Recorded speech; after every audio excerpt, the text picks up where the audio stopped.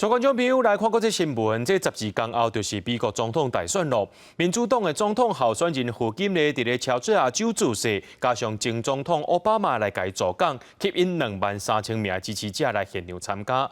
共和党的总统候选人川二是继续救票，继续提这拜登政府的移民政策来批评，讲因互美国变做是世界粪扫塔。好前日是伫乔治亚州亚特兰大市郊外的户外体育场举行的这场造势活动，内有 Rock and Roll 的大名曲布鲁斯·史普林斯汀、有名的导演史派克利、电影名曲泰勒·派瑞和山缪·杰克森等等。进前伫威斯康星、密西根和宾州这几个选情正紧绷的摇摆州，替贺锦丽有票助讲的前总统奥巴马，嘛第一摆和贺锦丽同台，而且讲出袂当互川普当选的理由。He acts so crazy. And it's become so common that people no longer take it seriously. I'm here to explain to you, just because he acts goofy does not mean his presidency wouldn't be dangerous. 川普的前幕僚长凯利就向《纽约时报》和太平洋月刊表示讲，川普捌甲海讲，家己无亲像对希特勒真忠心，迄种军事将领伫身边。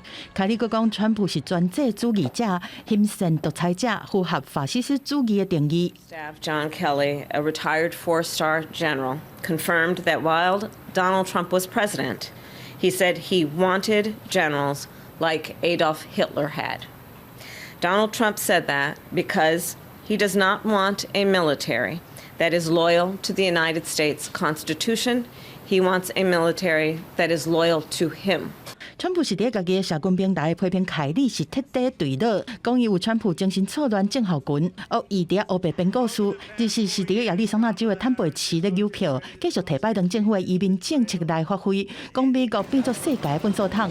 另外，伊当位嘛无放过贺锦丽，伊小看贺锦丽伫 CNN 选民提问节目的表现，甚至讲伊智商真低。We're like a garbage can. You know, it's the first time I've ever said that. 伫内华达州拉斯维加斯活动，川普是对准 RA 和拉丁 A 的选民，表示讲伊若当选，会启动美国史上上大规模的驱逐计划，禁止所有下性别的女性参加女子运动比赛。We will get critical race theory and transgender insanity the hell out of our schools.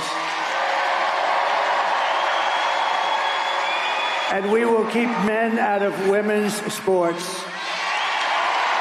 选情是有够紧绷，政治极度的两极化，互美国社会是充满紧张不安的气氛。美国心理学会发布的调查显示，讲有65%的成年人是定定，无就是一直互政治舞甲真忝；，佮55%的人毋是定定，就是一直因为政治在生气。公司新闻王慧文编译。